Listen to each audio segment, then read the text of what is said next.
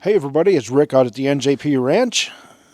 This should be a part 3, but it's actually only part 2 of the ZRX teardown and renovation, or it's not a restoration, I just want to make it rideable again. And you can see there's a few things missing up here. The fuel tank is gone, the seat's gone, the airbox is gone, and the rack of carbs is gone. Yeah, I had to tear it all apart.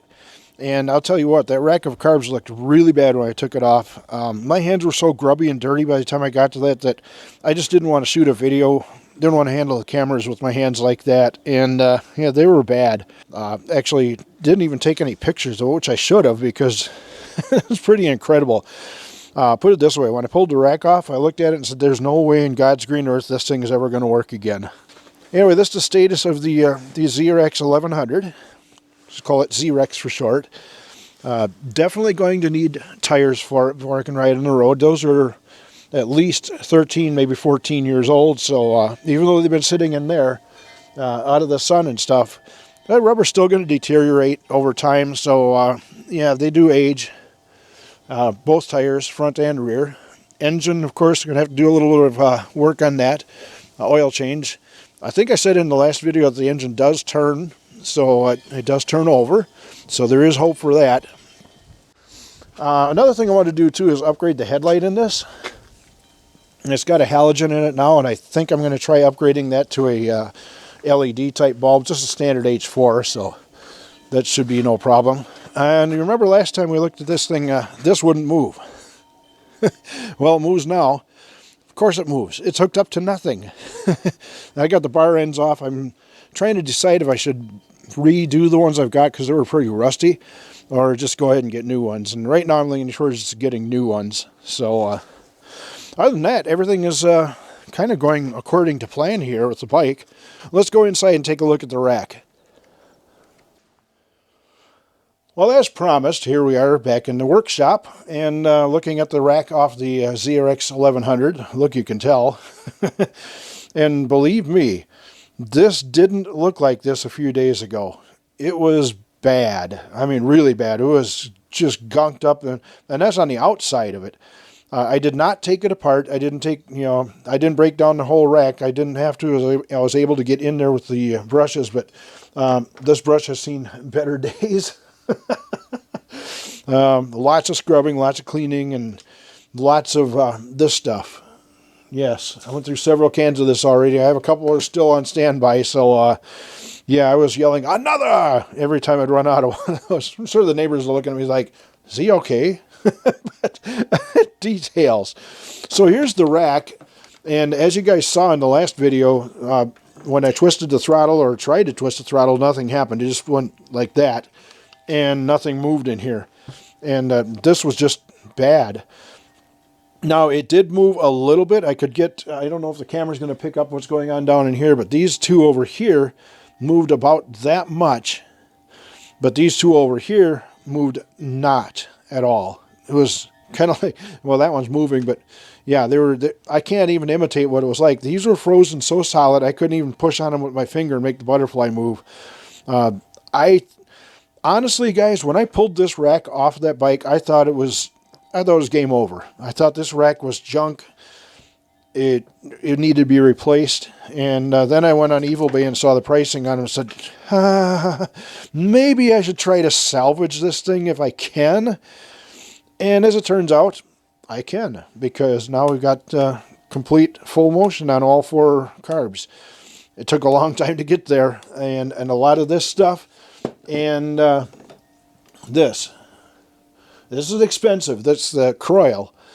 It cost me $30 for this can, but I got it about like 6 months ago. So, and it's still like way up. I got a lot in here. This is going to last me a couple of years. So it's expensive. Not sponsored, but I definitely believe in Croyle, and I have Bus Grease Monkey to actually thank for that. He kind of turned me on to it, and I liked it so much that I got the little non-aerosol can of it too. So, and it has a unique aroma to it. So anyway, back to the carburetor rack.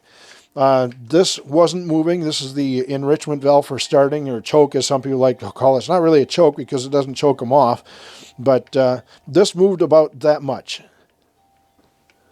You see that? That's about how much it moved.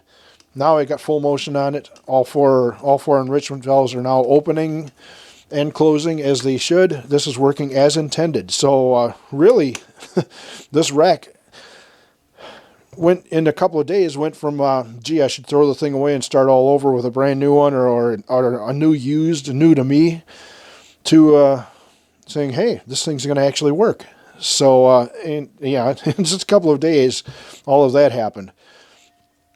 This side over here, all these vacuum diaphragms were, I guess they're okay. The sliders in there were, these two over here would not move at all.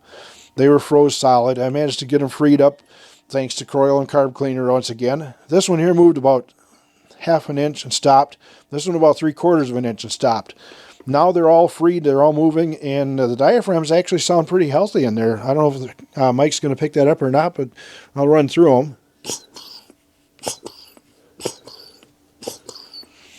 So I don't know if those need to be replaced or not, but the kit that I ordered to rebuild these does have new diaphragms and new sliders in it. So I think, as long as I'm here, I might as well, you know, another one of those statements, as long as I'm here, why not?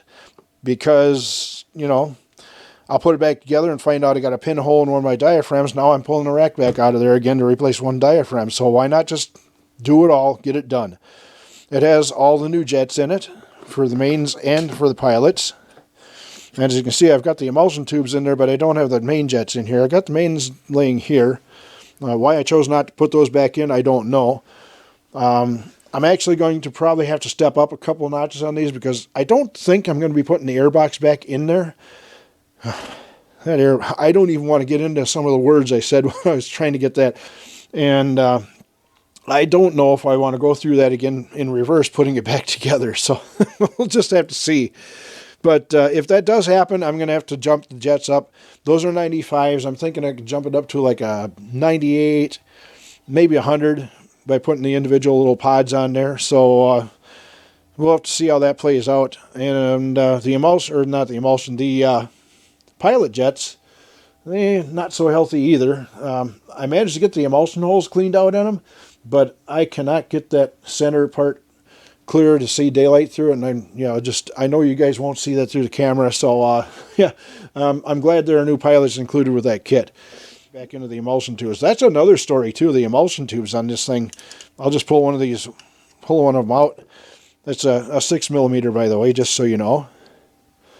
These were just, it was so bad, I didn't know that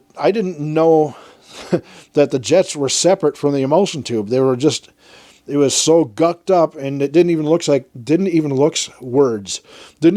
it was a hex head on that. It just looked like it was a rounded thing, and you had to figure out your own way to get it out of there. And honestly, I didn't think I was going to get these out, but I did manage to get the 6mm onto it, and I got them. So thankfully on that. So if I do need to reuse those, I can. And I am going to keep those. I'm going to put the new ones in, obviously. I mean, I spent the money on them, might as well. And I'll keep these around for spares. But I'm really satisfied, really happy with the way that the rack came out. It turned out great. This thing is gonna work. Float bowls, oh boy, that was another story. Man, oh man, these were just solid, caked up. Just, oh, you don't want to know. I kind of wish that I would have had a camera going when I pulled these off of there, but I didn't want to be handling cameras with my hands looking like they were that night. It was bad. This is how they came out. All 4 float bowls really cleaned up nicely. Once again, shout out to SuperTech. It's inexpensive, but it's effective. It works. Not sponsored, but yeah, all the float bowls cleaned up nicely. And yeah, I couldn't be happier about that. So I think I really dodged a bullet on this thing.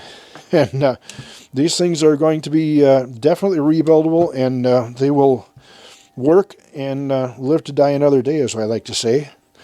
So that's that. The carb rack off the ZRX 1100, sitting here just waiting for the parts cannon to arrive. I'll make a video of putting these back together. I don't know if I'm going to film every single one of these, or just do one of them and say, hey, the rest of them are all exactly the same. we'll see when that bridge, cross that bridge when we get there.